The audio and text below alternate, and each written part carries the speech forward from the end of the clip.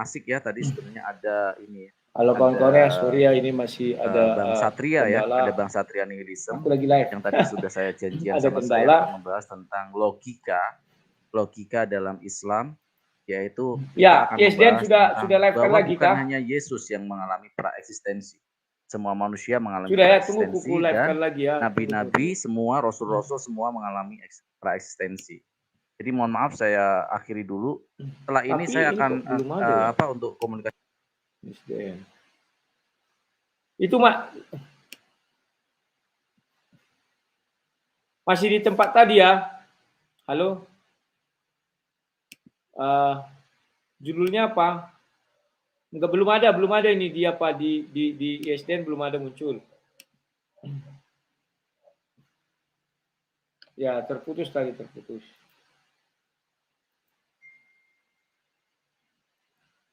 Coba.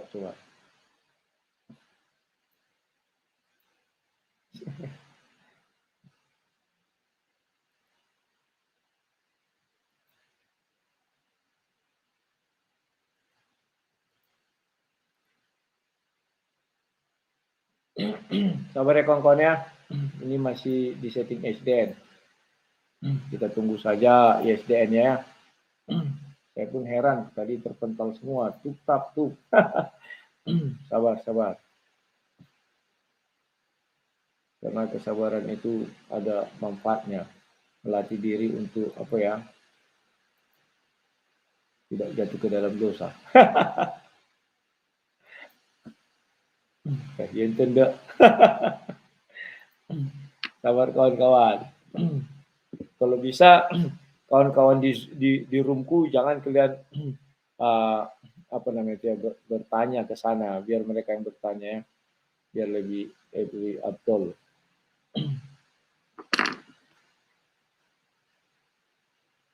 Ini mereka juga lagi apa buat apa channelnya kawan-kawannya. Sabar ya kawan-kawannya. Ini SDN Studio.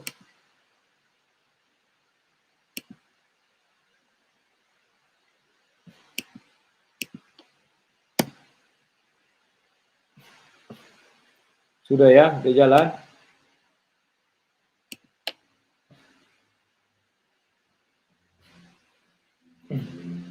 Itu aku belum live-nya belum masuk.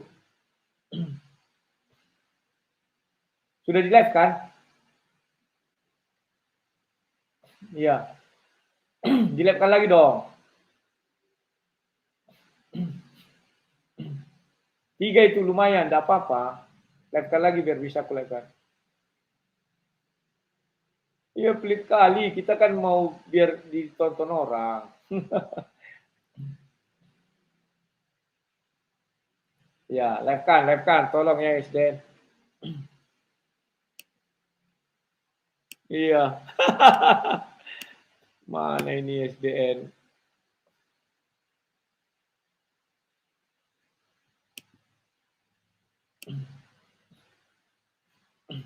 Halo SDN.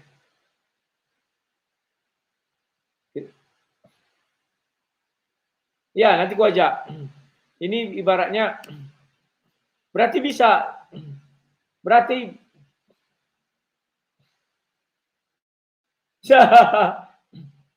enggak bisa enggak link kalian ku sebar-sebarkan? Halo?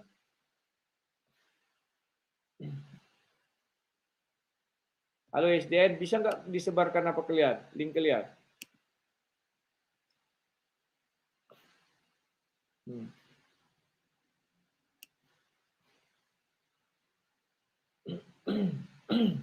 Siap.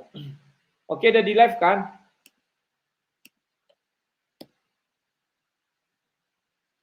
Nggak usah rumit-rumit, sederhana aja buat.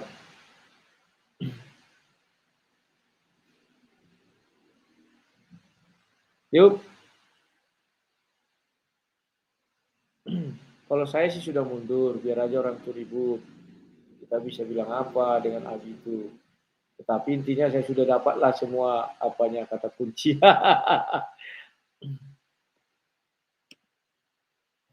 Nah, aku nggak tahu ini makanya aku bingung. Kok mereka jadi ribut lari ke pengacara? Kayaknya sepertinya Paul Zhang ini nggak nggak lagi satu tujuan dengan si Saifuddin Ibrahim. Jadi mereka Paul Zhang. Jadi mereka mau rebutan. Ini kan Allah.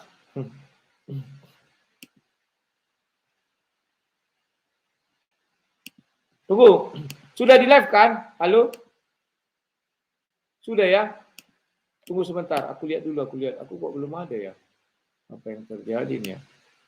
Oh iya, udah ada live now, tunggu ya. Aku putarkan dulu.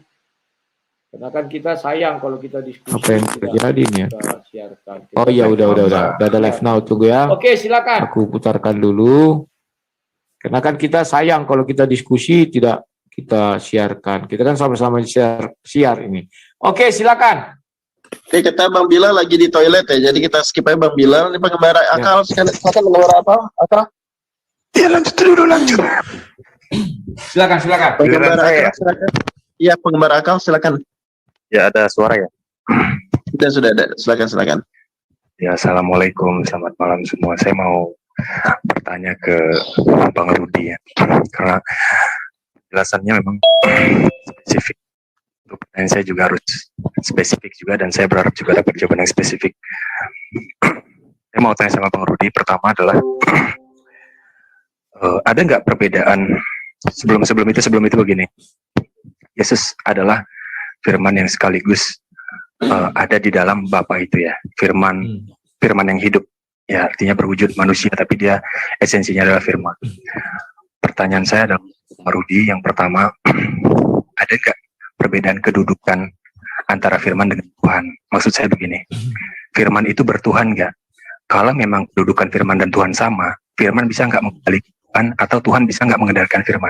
Siapa yang bisa mengendalikan keduanya? Kalau memang kedudukannya sama, tentu mereka tidak akan bisa saling dikendalikan. Tetapi yang kita ketahui adalah firman dikendalikan oleh Tuhan dengan perkataan itu bentuk sebuah pengendalian.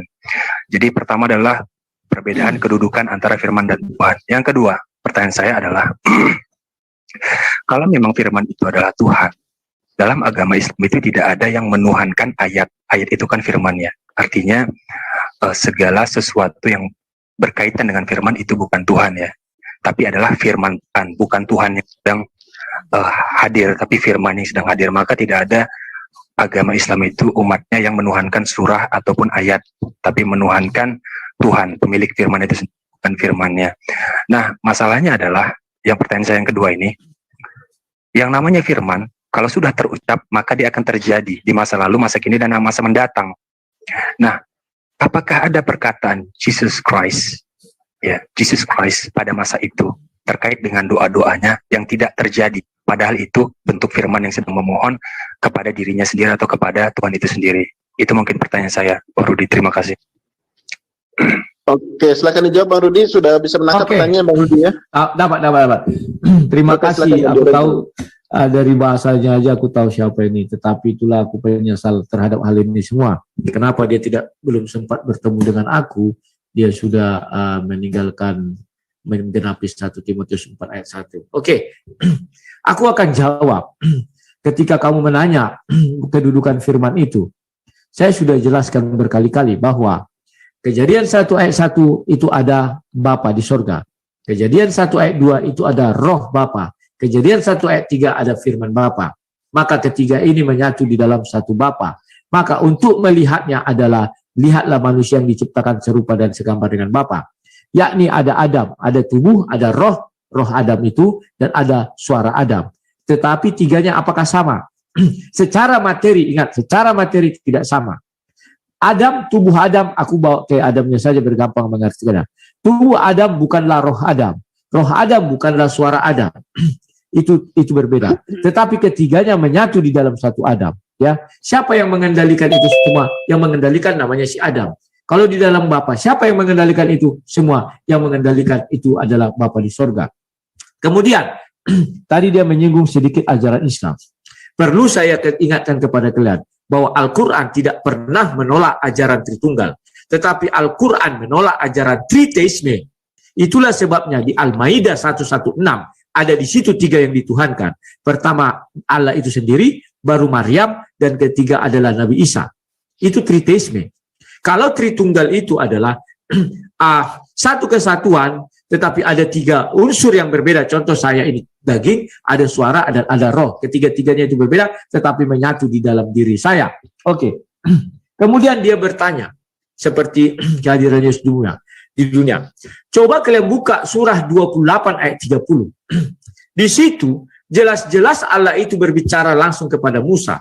Maka saya bacakannya. Maka ketika Musa sampai ke tempat api itu, dia diseru dari arah pinggir sebelah kanan lembah, dari sebatang pohon, di sebidang tanah yang diberkati.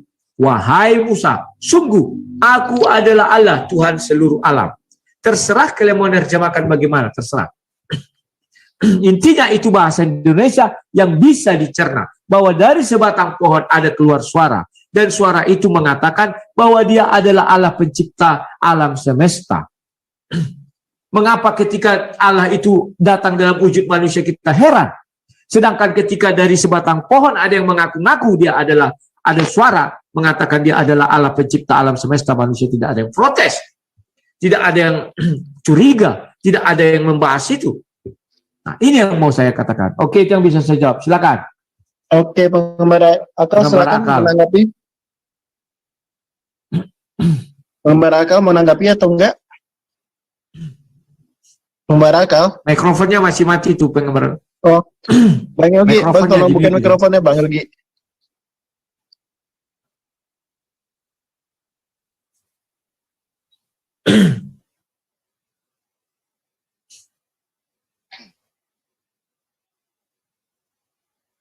Ya,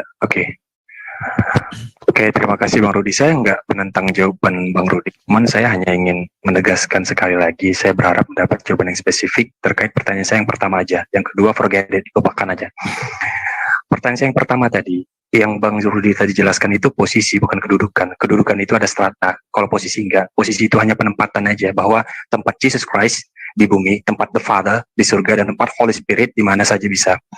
Tapi ini saya bicara kedudukan. Bisakah firman mengendalikan Tuhan atau Tuhan yang mengendalikan firman? Kalau firman punya kendali bebas layaknya Tuhan yang memiliki otoritas tertinggi, maka firman bisa memerintah Tuhan. Tetapi ini kebalikannya, Tuhan yang memerintahkan firman. Artinya apa di sini? Apakah kedudukannya berbeda dari sisi power, otoritas, dan lain sebagainya? Kalau berbeda, berarti ada perbedaan dong. Itu aja Bang Rudi maksudnya. Oke, mau nanggapi Bang Rudi? Silakan Bang Rudi, kamu menanggapi. Oke, saya tanggapi. Sekarang kedudukan. Apakah firman bisa mengendalikan Tuhan?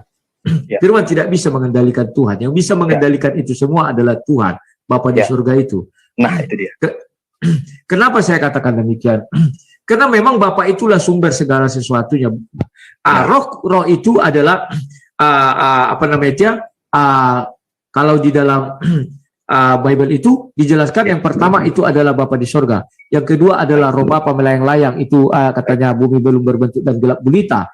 Artinya itu kalau secara kedudukan Bapa yang tertinggi, baru roh Bapa itu ada di dalam Bapa, dan yang terakhir firman Allah itu ada bersama-sama dengan Allah. Jadi firman itu menciptakan segala sesuatunya. Berarti bukan firman tidak bisa mengendalikan Bapa, tetapi Bapa lah yang mengendalikan ketiga-tiganya. Sama seperti si Adam, sama seperti saya. Ya. Saya bisa mengendalikan tapi begini Bang Rudi, kalau Bang Rudi yang mengendalikan suara Bang Rudi masuk akal, tapi bisa nggak suara Bang Rudi mengendalikan Bang Rudi? Nggak bisa kan? Kayak contoh begini, ya. Pengamat akal, tolong jangan didebat, jangan didebat. Ini bukan waktu debat kok, ya. Oh iya, oke, sorry, mohon maaf. Silakan lanjutkan Bang Rudi. Oke, ya terima kasih. Oke, sekarang jelas tidak bisa jelas. Sekarang saya coba selanjutnya kali ya, Bang Awidai. Siap, silakan. Open mic, silakan. Kan Bilal tuh, Bilal lagi di toilet katanya, Bang. Oh, oke. Suruh di skip aja, Bang Awidai. Tolong bu open mic. Bang, tolong bukain open mic ya, Bang.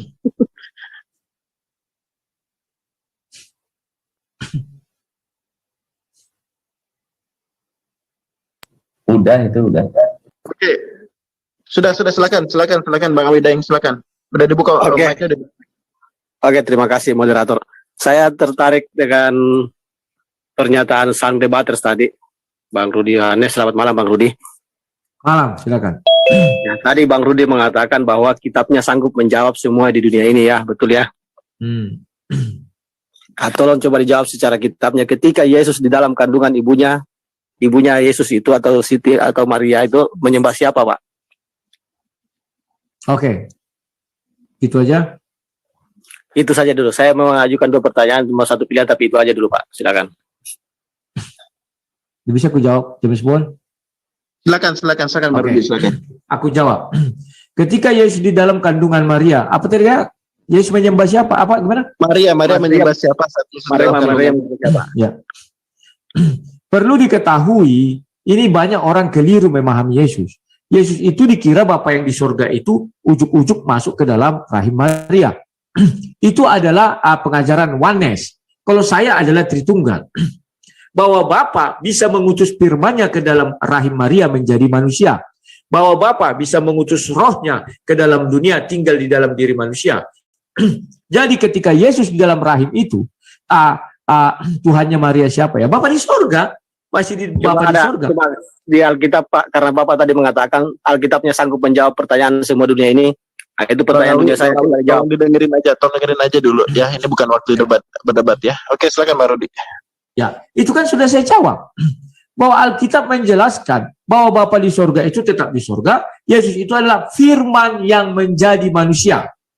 Artinya, kamu bertanya, siapa Tuhannya Maria? Jelas Tuhannya Bapa di surga. Karena yang di dalam rahimnya itu firman yang menjadi manusia. Yohanes 1 ayat 14. Silakan. Oke, Bang Awi mau menanggapi mungkin? Saya kasih sekali untuk menanggapi. Saya tanggapi pun tidak akan bisa dijawab secara Alkitab ya. Silakan aja dilanjut. Oke, berarti sudah cukup ya. Oke.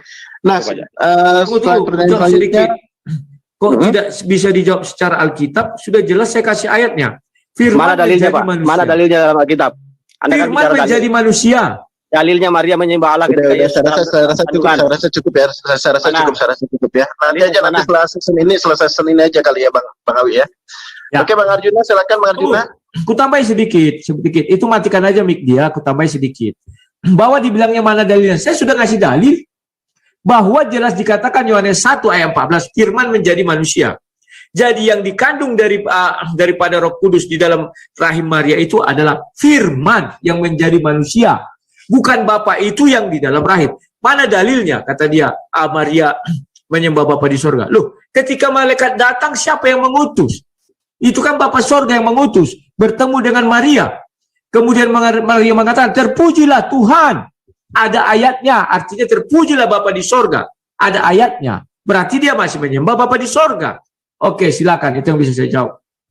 Oke, silakan. Oke, makasih Bang Rudi. Sekarang Bang Arjuna, silakan open mic.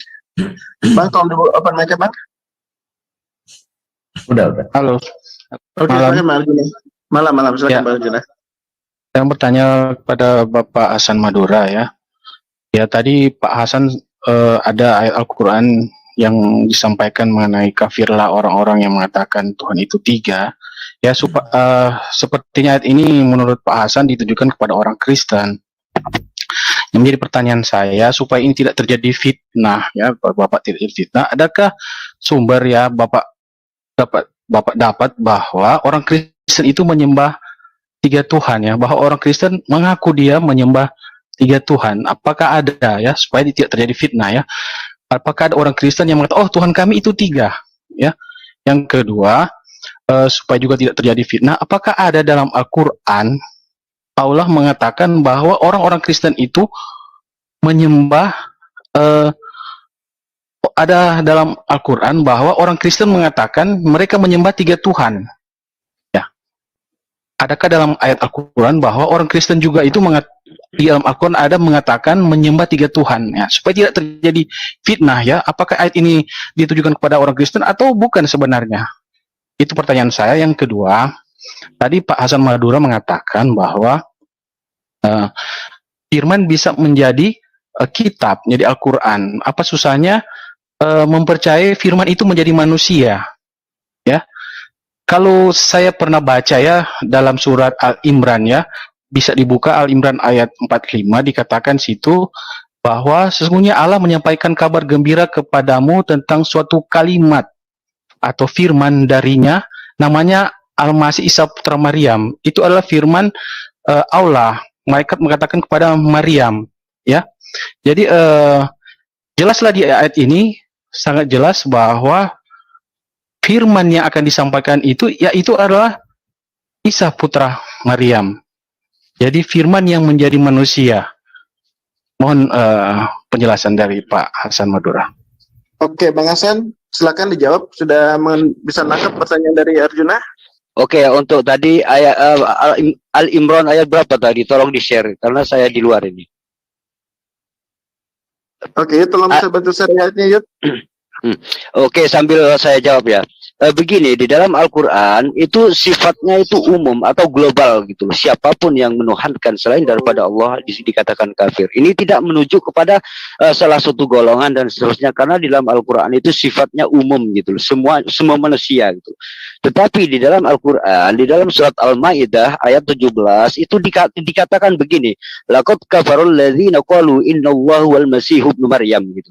Sesungguhnya telah kafirlah orang yang berkata sesungguhnya Allah itu ialah Isa Al-Masih. Nah, ketika mengatakan Yesus atau tidak ada Yesus ya dalam Al-Quran, ketika mengatakan Nabi Isa itu sebagai Tuhan, sebagai Allah itu sendiri,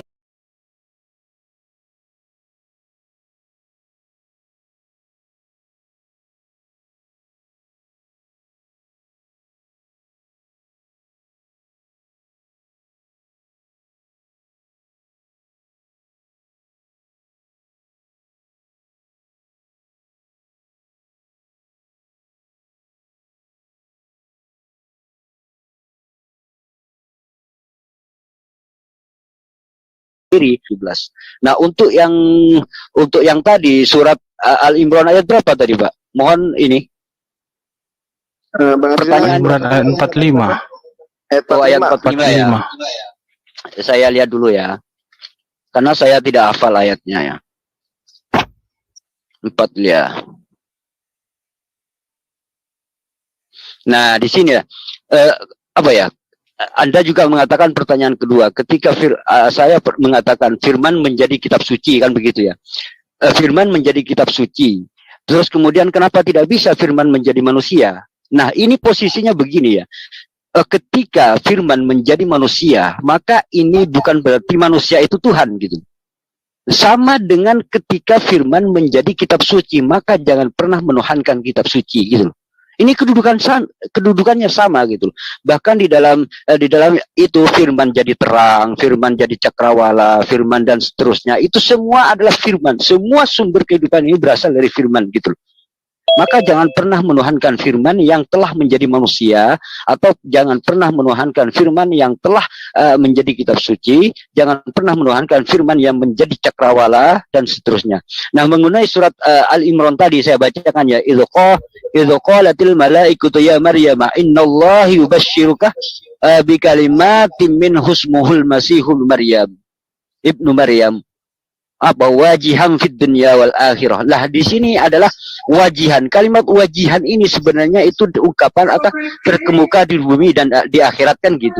Nah, kalimat wajihan ini adalah terkemuka gitu. Bukan berarti ini apa ya, Nabi Isa aja yang terkemuka, tidak. Nabi Musa pun kalimat yang sama itu ditujukan kepada Nabi Musa. Kalimat wajihan ini ditujukan kepada Nabi Musa dengan konteks yang sama gitu loh, Pak. Ketika wajihan ini dikategorikan sebagai orang yang terkemuka di dunia dan akhirat, maka Nabi Musa pun juga demikian, karena memang manusia pilihan Allah itu adalah manusia terkemuka di bumi dan di dunia dan di akhirat gitu. Seperti semua utusan Allah ini terkemuka di bumi dan di akhirat, karena manusia yang dijadikan utusan oleh Allah ini adalah manusia pilihan gitu loh, Pak. Makanya dia itu menjadi terkemuka di dunia dan akhirat. Bukan berarti dia Tuhan. Tuhan yang mengatakan demikian gitu loh. Jadi manusia pilihan adalah manusia yang terkemuka di dunia dan akhirat gitu loh, Pak. Bukan, jangan pernah menuhankan sesuatu yang terkemuka di bumi dan akhirat hanya karena alasan itu menuhankan putra Maryam. Di dalam Al-Quran ini disebutkan banyak, makanya di dalam Al-Quran ini dikatakan Isa Maryam gitu. Isa anak Maryam di sini agar tidak menuhankan Maryam gitu, agar tidak menuhankan Nabi Isa gitu. Kenapa Isa ini dikatakan sebagai anak Maryam, bukan Isa ibnullah, bukan, tapi Isa ibnu Maryam gitu.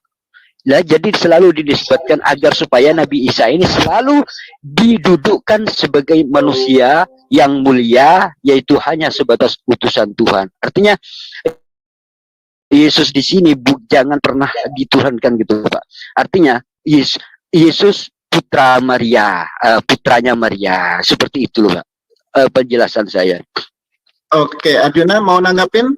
Saya kasih. Oke, saya menanggapi sekali lagi, tidak dalam bentuk pertanyaan. Pertama saya ingin menanggapi, pertama Pak Hasan Madura tidak mampu membuktikan bahwa orang Kristen itu mempercayai 3 Tuhan, baik orang Kristen yang saat ini maupun orang Kristen ataupun dalam masa Islam pra-Islam atau Islam awal-awal, dan dalam Al-Quran sendiri ya, tidak ada di situ mengatakan bahwa Allah mengatakan orang Kristen itu menyembah 3 Tuhan, ataupun ada perkataan orang Kristen mereka menyembah 3 Tuhan. Yang kedua, Pak Hasan hanya mengatakan bahwa kafirlah orang yang mengatakan Isa putra Maryam adalah Allah ya. Kemudian Pak Hasan memutar bahwa Allah itu Tuhan, padahal kan di kalimat situ adalah Isa sebagai Allah. Padahal beda ya pemahaman Allah kita antara Kristen dan Islam berbeda. Bahwa Allah kita mengatakan itu adalah sebagai Tuhan, sementara yang saya tahu Islam Allah itu adalah nama daripada Tuhan. Jadi berbeda ya. Jadi saya kira tidak masuk ya dalam penjelasannya. Yang ketiga mengenai Al-Imran ayat 45, Pak Hasan saya kira menjawab apa yang saya tidak tanyakan. Saya tidak menanyakan mengenai Isa terkemuka di bumi atau di akhirat, tetapi di situ saya mempermasalahkan bahwa di situ ada perkataan malaikat kepada Maryam bahwa Allah akan memberikan firman kepadanya. Yang menjadi pertanyaan dari ayat ini adalah bagi saya yang tidak dijawab oleh Pak Hasan adalah malaikat atau Allah mengatakan kepada Maryam akan diberikan firman ya, tetapi selanjutnya yang diterima oleh Maryam itu adalah Isa, manusia, daging, darah ya, bukan firman ya. Jadi menurut pemahaman saya sepertinya ya, kalau saya melihat bahwa maaf ya, Maryam itu kena perang gitu ya, kena prank dari malaikat. Oh, kamu akan mendapat firman. Maaf ya, ini percuma pengandaian saya ya, pengendaian saya karena begini ya. Arjuna, waktu sudah cukup ya. Saya kasih udah. Oh ya, tapi jelas ya. Oke, terima kasih. Silakan lanjut saja.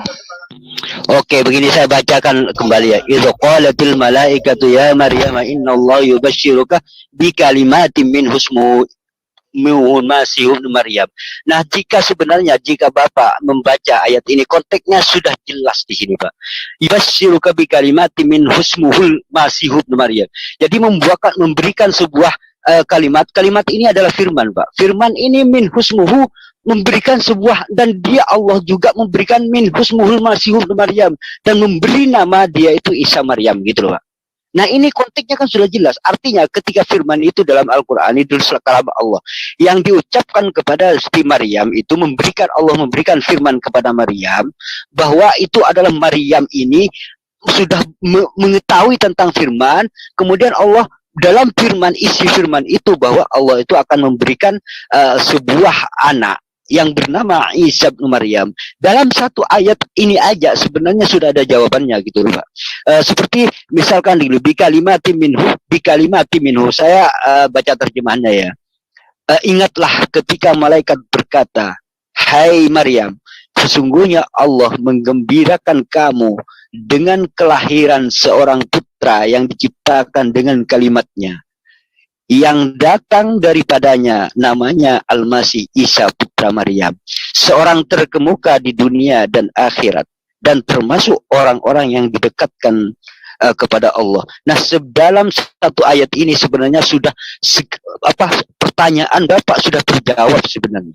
Kalau kita analisa dari ayat ini gitu loh, Pak. Nah, di sini Allah itu berfirman kepada berfirman kepada Siti Maryam, dan kemudian firman itu isinya adalah bahwa Allah akan memberikan sebuah anak kepada Siti Maryam tersebut, yaitu Isa gitu loh, Pak. Di sini sudah dijelaskan Tuhan berfirman kepada Maryam, kemudian Maryam itu akan diberikan sebuah anak yang bernama Isa bin Maryam, gitu. Wajihan fid dunya wal akhirah, yang terkemuka di dunia dan akhirat. Wa minal muqarrabin, dan termasuk orang-orang yang didekatkan kepada Allah, gitu loh, Pak. Nah, di sini terkemuka di dunia dan akhirat, dan juga orang yang artinya Nabi Isa ini adalah dekat kepada Allah, gitu loh, Pak.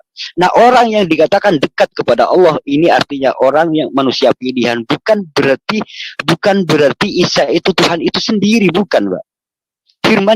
Firman menjadi manusia, bahkan seperti yang saya katakan tadi ya, Pak. Halo, Bang Hasan? Halo, Bang Hasan? Suaranya hilang ya?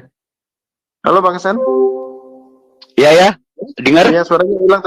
Oke, suaranya hilang tadi. Oke, Bang Hasan nih, lanjut lagi pertanyaan selanjutnya dari Tristan ya. Tristan, oke, lanjut. Tristan, open mic, Tristan.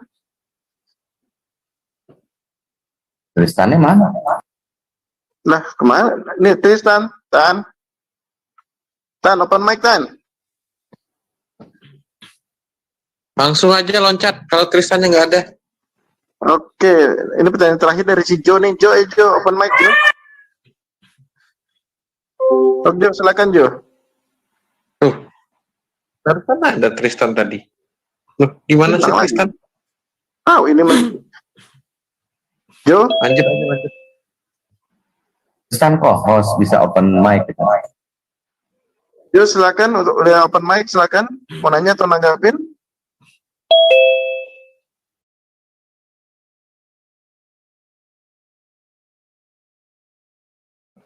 Dengeran, bro. Nah, Tristan. Lanjutan. Assalamualaikum warahmatullahi wabarakatuh. Waalaikumsalam. Oke. Ini karakteristik ya Tuhan.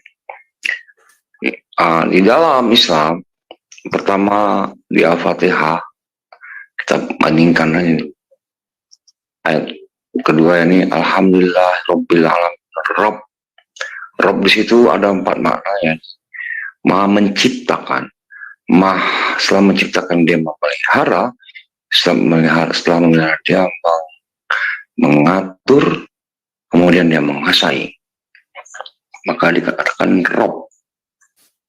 Poinnya adalah menciptakan.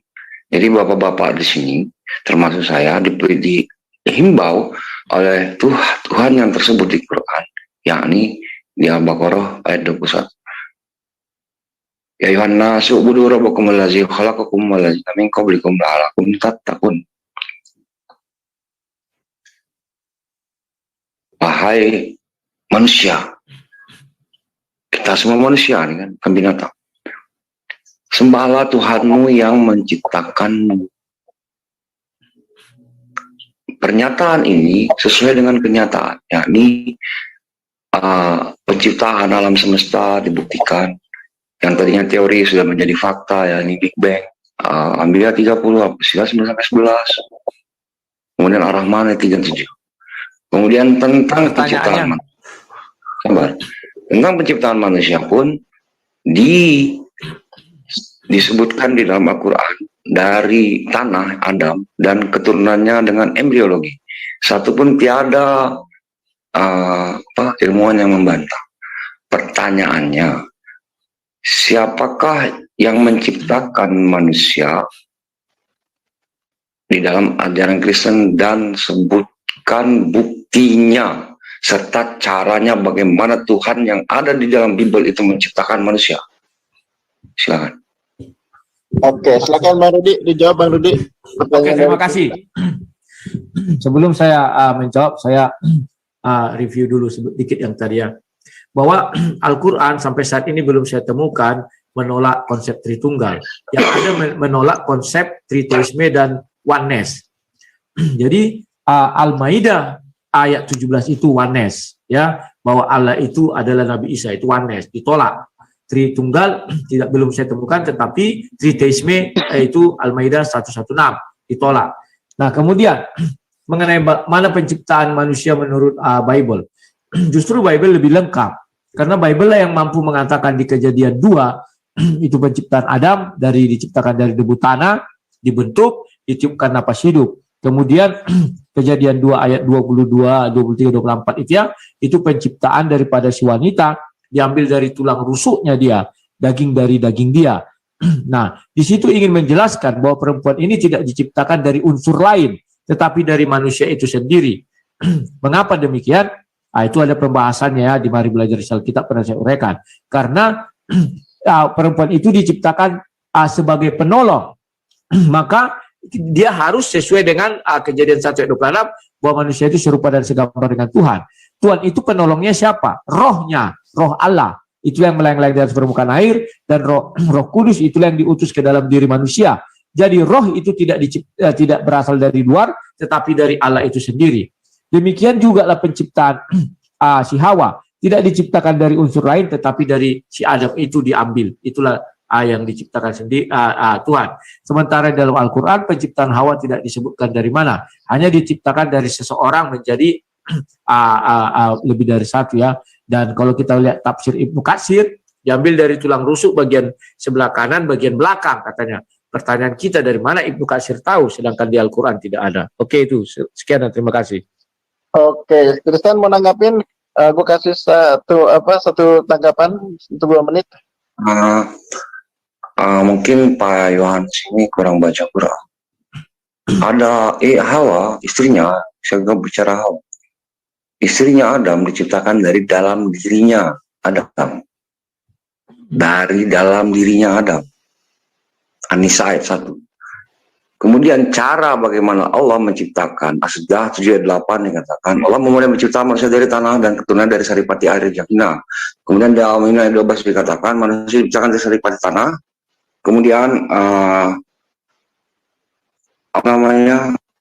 dan semuanya kami telah menciptakan manusia dari suatu saripati berasal dari tanah. Lanjutnya, kemudian kami jadikan saripati penganiaya disimpan dalam tempat yang kokoh rahim. Kemudian itu kami jadikan segumpal darah, lalu segumpal darah kami jadikan segumpal daging, lagi kami jadikan tulang belang, lalu belang kami jadikan bungkus dengan daging, kemudian kami jadikan dia makhluk yang lain. Tidak ada satupun makhluk yang identik satu sama lain di dunia ini. Jadi nggak ada yang sama. Ini sesuai dengan kenyataan. Maknanya Tuhan yang tersebut di Quran adalah Tuhan yang maha benar. Kebenarannya ini. Gitu. Kalian nggak punya pegangan ini, wahai kawan-kawan Kristen. Lalu bagaimana Anda bisa menyatakan Tuhan adalah pencipta manusia? Iya, cukup kan. Oke, Pak Rudi, silakan Pak Rudi menanggapi lagi. Aku tanggapi. Jadi di surah 4 ayat 1 itu tidak dijelaskan dari mana si Hawa itu dicipta. Memang saya katakan tadi kan dari Adam.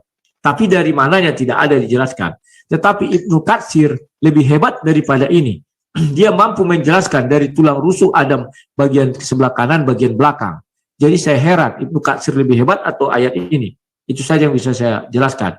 Kalau mengenai dari segumpal air baru darah segala macam, nanti diuji saja secara sains. Apakah dari air mani langsung jadi darah, dari tulang, dari apa? Itu urutannya. Dan silakan, itu kepercayaan kalian. Oke, terima kasih Bang Rudi. Untuk karena waktu sudah mulai larut ya, ini saya tanya terakhir ya, saya untuk Jo, silakan Jo.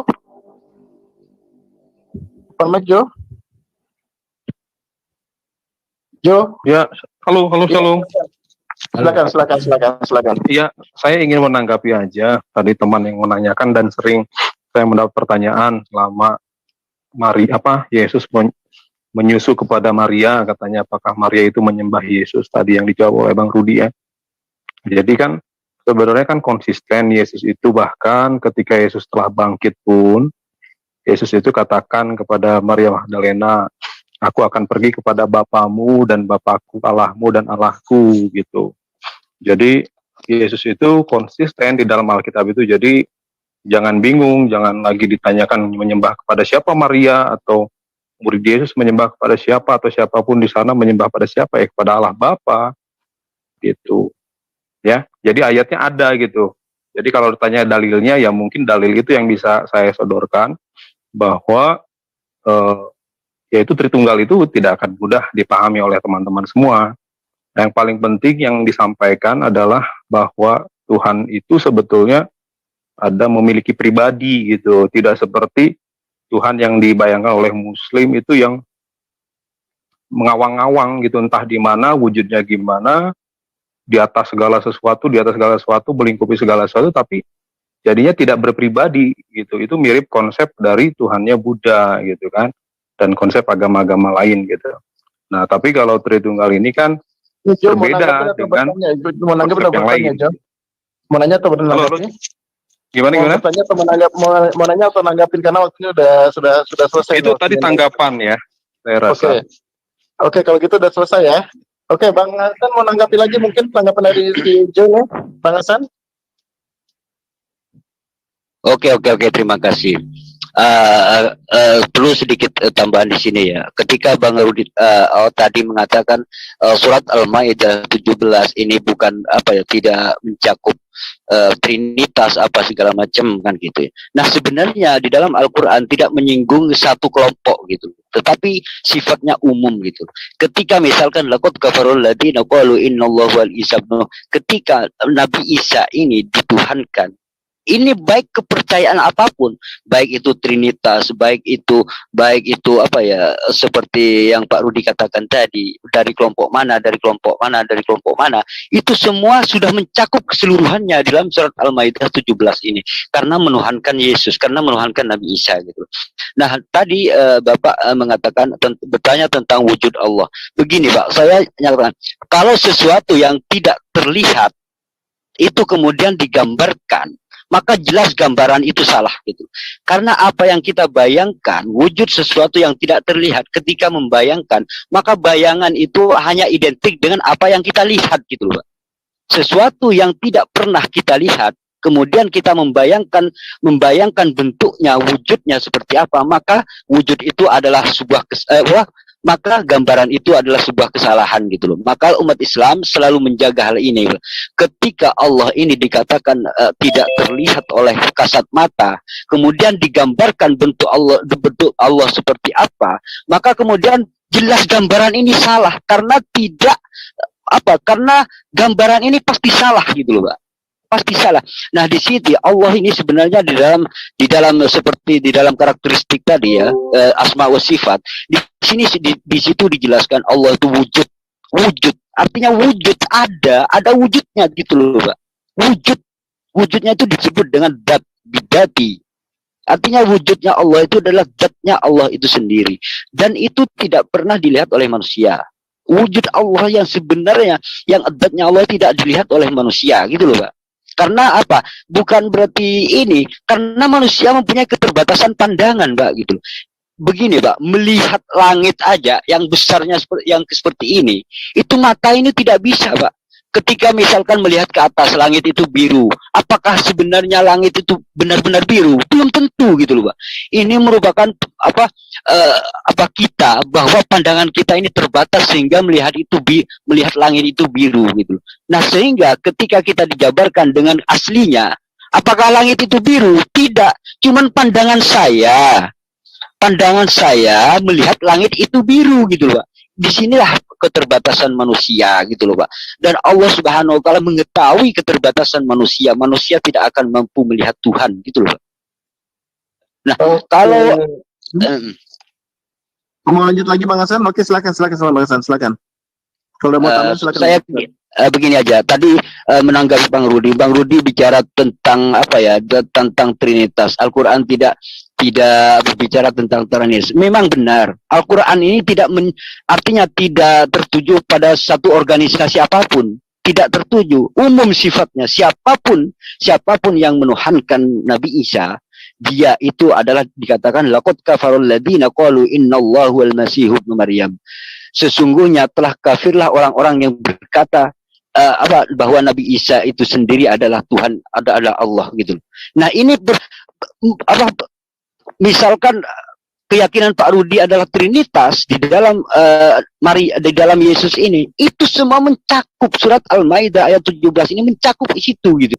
Juga misalkan ada yang monoteis, ada yang misalkan ada keyakinan lain seperti keyakinan berbeda dengan keyakinannya Pak Rudi Yohanes, itu juga bisa Al-Maidah, karena Al-Maidah ini adalah sifatnya global, sifatnya umum. Siapapun yang menuhankan Nabi Isa atau Yesus, dia itu adalah kafir gitu loh. Baik itu kepercayaan itu Trinitas atau apapun bentuknya, atau apapun kepercayaan yang mengatakan Nabi Isa itu sebagai Tuhan, maka orang itu kafir. Itu tergambar di dalam surat Al-Maidah ayat 17 ini. Ini saya kira kalau Pak Rudi mempelajari Al-Quran dengan benar, dan kosongkan dirinya, insya Allah saya paham. Mudah-mudahan dengan penjelasan saya ini Pak Rudi mendapat hidayah dari Allah Subhanahu Wa Taala sehingga paham dengan Al-Quran. Karena Al-Quran ini khusus untuk orang yang berakal gitu. Karena di dalam Al-Quran dikatakan afala ta'qilun, segitu. Terima kasih. Oke, terima kasih Bang Hasan. Dengan berakhirnya pertanyaan dan jawaban terakhir dari Bang Hasan, maka berakhir juga acara kita. Mohon maaf sebelumnya karena ada kendala teknis tadi, saya pribadi dan atas nama manajemen ISDN mohon maaf karena masalah teknis tadi ya. Dan karena sudah berakhir acara ini, saya dan Yuda rekan saya izin ya. Mohon maaf apabila ada salah kata ya, sungguhnya kesempurnaan hanya milik Allah ya. Dan